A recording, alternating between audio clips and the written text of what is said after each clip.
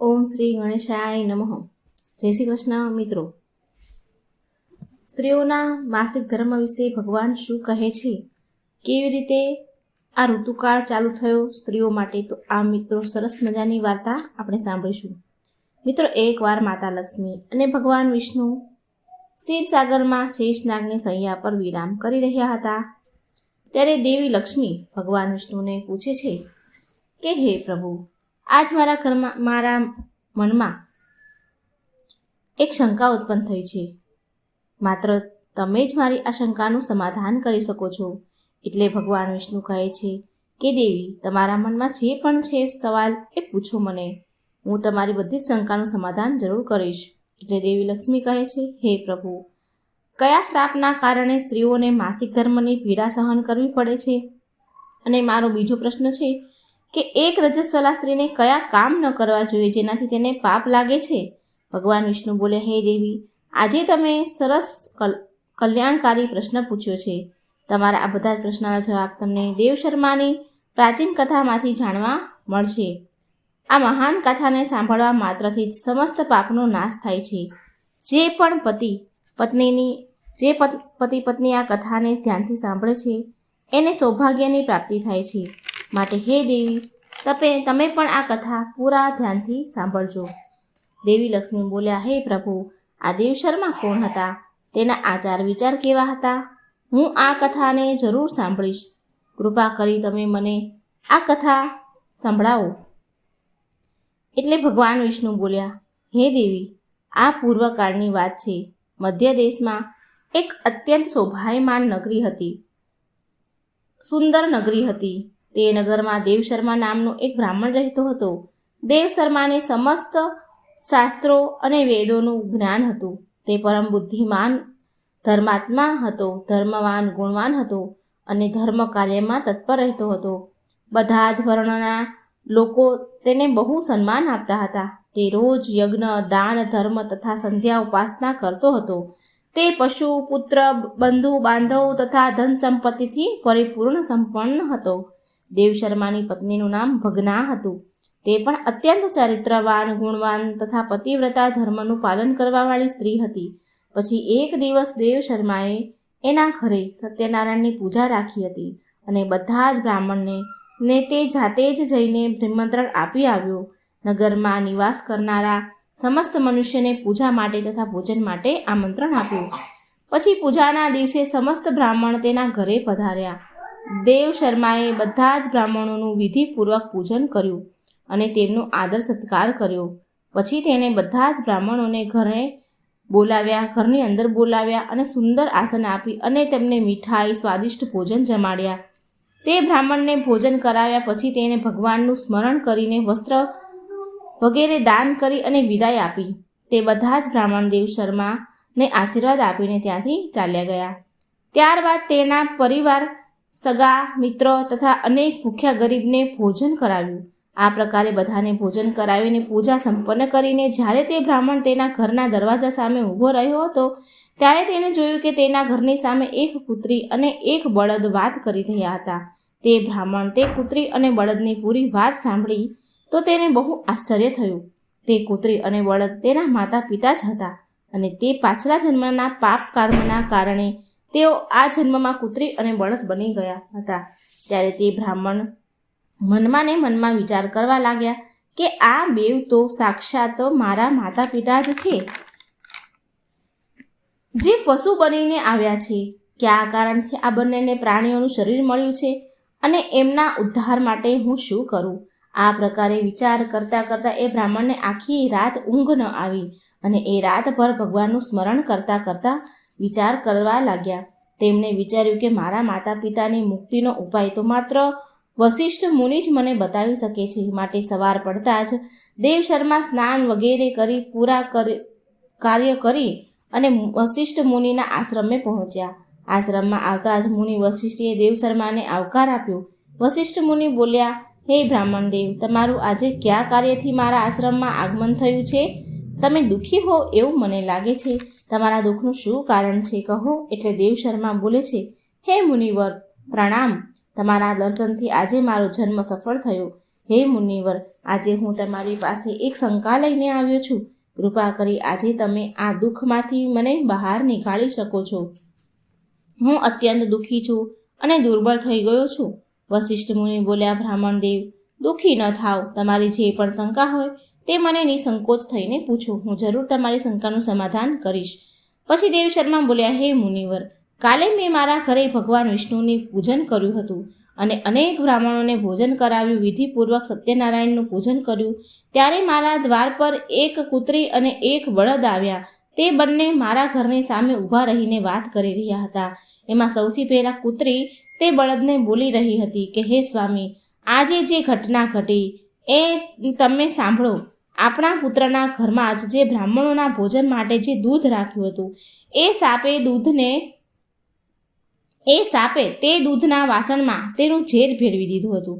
જેને જોઈને મને બહુ ચિંતા થવા લાગી. એ જ દૂધથી ભોજન બનવાનું હતું. જો બધા લોકો એ દૂધને ખાઈ લેતે તો એ બધા બ્રાહ્મણોનું મૃત્યુ થઈ જાત. માટે એ વાસણમાંથી બધું જ દૂધ મેં પી લીધું. જ્યારે વહુની દ્રષ્ટિ મારી ઉપર પડી તો તેણે મને બહુ મારી, જેનાથી મારું અંગ ભાંગી ગયું અને મને બહુ પીડા થઈ રહી છે અને આ કારણથી હું લંગડી ચાલી રહી છું. મારાથી આ પીડા હવે સહન નથી થઈ રહી. કૂતરીની વાત સાંભળીને એ બળદ બહુ દુઃખી થયા અને એ પોતાના વૃત્તાંત સંભળાવવા લાગ્યો કે, સાંભળ, હું તને મારા દુઃખનું કારણ સંભળાવું. હું પૂર્વજન્મમાં આ બ્રાહ્મણનો પિતા હતો. જે બ્રાહ્મણ બધા જ લોકોને ભોજન કરાવ્યું, એને બધા લોકોને જ સગાવાલા બ્રાહ્મણ મિત્ર બધાને જ જમાડ્યા અને એને તો હું એની સામે ઊભો હતો, છતાં એણે મને ઘાસ પણ ન નાખ્યું અને મને પાણી પણ ન પીવડાવ્યું. માટે આ કારણથી હું બહુ દુઃખી થઈ ગયો છું. પછી દેવ શર્મા કહે છે કે, ગુરુ વશિષ્ઠ, કે આ પ્રકારે મારા માતા પિતાને કૂતરી અને બળદના રૂપમાં જોઈને મને બહુ દુઃખ થઈ રહ્યું છે. મને રાતભર નીંદર નથી આવી. હરેક ક્ષણ મને ચિંતા થવા લાગી છે. મેં ક્યારેય કોઈ પાપ નથી કર્યા. હંમેશા ધર્મના કાર્ય કર્યા છે. છતાં પણ મારા માતા પિતાને આવા દુઃખ કષ્ટ ઉઠાવવા પડી રહ્યા છે. માટે આ કારણથી આજે હું તમારી પાસે આવ્યો છું. કૃપા કરી તમે મને તમારી યોગ શક્તિથી કહો કે કયા પાપના કારણથી મારા માતા પિતાની આવી દશા છે અને એની મુક્તિ માટે મારે શું કરવું જોઈએ જેનેથી એમને મુક્તિ મળે. પછી ગુરુ વશિષ્ઠ ધ્યાન કરે છે અને એ બ્રાહ્મણના માતા પિતાના પૂર્વજન્મના કર્મોને જુએ છે અને દેવ શર્માને કહે છે કે, હે બ્રાહ્મણ દેવ, તમારા માતા પિતા પાછળના જન્મમાં ઘોર પાપ તે બંને કર્યા છે અને એ પાપના કારણે આજે એમની આવી દુર્દશા થઈ છે.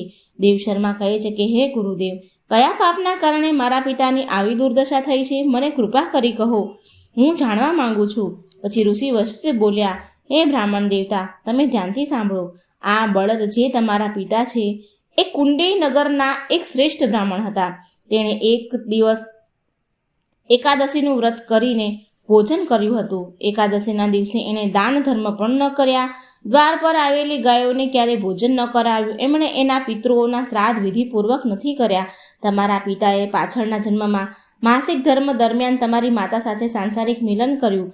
આ પાપના કારણે તેમને આ જન્મમાં બળદનું રૂપ પ્રાપ્ત થયું છે. હવે તમે તમારી માતા વિશે સાંભળો. તમારી માતાએ રજસ્વલા હોવા છતાં પણ ભોજન બનાવ્યું. માસિક ધર્મમાં હોવા છતાં પણ તેણે ભગવાનની પૂજા કરી, તુલસીને જળ ચડાવ્યું. રજસ્વલા હોવા છતાં પણ એણે ભગવાનને ભોગ લગાવ્યો. માટે આ કારણથી એને મહાપાપ લાગ્યું છે. માસિક ધર્મ સમયે 3 દિવસ માટે અપવિત્ર થઈ જાય છે સ્ત્રી. માસિક ધર્મ સમયે સ્ત્રીને પૂજા પાઠ ન કરવા જોઈએ. સ્ત્રીઓને આ 3 દિવસ એના વાળ પણ ન ધોવા જોઈએ. આમ કરવાથી તેના પતિનું આયુષ્ય ઓછું થાય છે. માસિક ધર્મ સમયે છોડ વૃક્ષને સ્પર્શ ન કરવા જોઈએ. રજસ્વલા સ્ત્રી સાથે સાંસારિક સંબંધ ન બાંધવા જોઈએ. જે પુરુષ આ સમયે આવું કરે છે તો તેને બ્રહ્મ હત્યાનું પાપ લાગે છે. જે રજસ્વલા સ્ત્રીના વસ્ત્રને પણ સ્પર્શ કરે છે તો તેને પણ પાપ લાગે છે. રજસ્વલા સ્ત્રીની અંદર 3 દિવસ સુધી બ્રહ્મ હત્યા પાપ નિવાસ કરે છે અને ચોથા દિવસે સ્નાન કરીને પવિત્ર થઈ જાય છે. ચોથા દિવસે સ્નાન કર્યા પછી તેને તેના પતિનું મુખ જોવું જોઈએ અને જો અન્ય બીજાનું મુખ ન જોવું જોઈએ. જો પતિ તે સમયે હાજર ન હોય તો સૂર્યદેવના દર્શન કરવા જોઈએ. ગુરુ વશિષ્ઠ કહે છે કે, હે બ્રાહ્મણ દેવ, આ પાપના કારણે તમારા પિતાને બળદ અને તમારી માતાને કૂતરીનો જન્મ મળ્યો છે. દેવ શર્મા કહે છે, હે ગુરુદેવ, હવે તમે મને મારા માતા પિતાની મુક્તિ માટેના ઉપાય કહો. વશિષ્ઠ મુનિ બોલ્યા, હે બ્રાહ્મણ દેવ, તમે કોઈ પણ અમાસના દિવસે તમારા માતા પિતાની મુક્તિ માટે શ્રાદ્ધ તર્પણ કરો અને દાન ધર્મ કરો, ગાયની સેવા કરો અને ગૌ માતાને મિષ્ઠાન ખવડાવો અને તમારા માતા પિતાની મુક્તિ થઈ જશે અને ભગવાનને મુક્તિ માટે પ્રાર્થના કરો. પછી બ્રાહ્મણે એવું કર્યું અને પછી એના માતા પિતાને સમસ્ત પાપોમાંથી મુક્તિ મળી. ભગવાન વિષ્ણુ માતા લક્ષ્મીને કહે છે, હે દેવી, મેં તો તમને આ રજસ્વલા સ્ત્રીને કયા કાર્ય ન કરવા જોઈએ એ તમને કહ્યું છે, પણ હવે હું તમને કહું છું કે કયા કારણથી સ્ત્રીને માસિક ધર્મમાંથી આ પીડામાંથી ગુજરવું પડે છે. તો સાંભળો. સતયુગમાં એક કાલ્કીય નામના પ્રસિદ્ધ દાનવો હતા. દાનવ હોવાના કારણે એમના સ્વભાવ બહુ ઉગ્ર હતા અને તે હંમેશા યુદ્ધ કરવા માટે તત્પર રહેતા હતા. પછી એક દિવસ એ બધા જ દાનવ વૃત્તાસુરની સામે મળીને સ્વર્ગલોક પર ચડાઈ કરવા લાગ્યા. એ અસુરો પાસે ભયંકર શક્તિશાળી અસ્ત્ર હતા જેનો દેવતાઓ સામનો કરી શક્યા નહીં અને ભાગીને બ્રહ્મદેવની પાસે આવ્યા. પછી બ્રહ્મદેવ દેવતાઓને અસુરોને પરાજિત કરવાનો ઉપાય બતાવવાનું કહ્યું. બ્રહ્માજીએ અસુરો પરાજિત થાય એવો ઉપાય બતાવતા કહે છે કે હે ઇન્દ્રદેવ, આજ ક્ષણે તમે મહર્ષિ દધીચીની પાસે જાઓ અને એ તમને તેના શરીરના હાડકાથી અસ્ત્ર-શસ્ત્ર પ્રદાન કરશે. એ અસ્ત્રોનો પ્રયોગ કરીને તમે વૃત્રાસુરનો વધ કરી શકશો.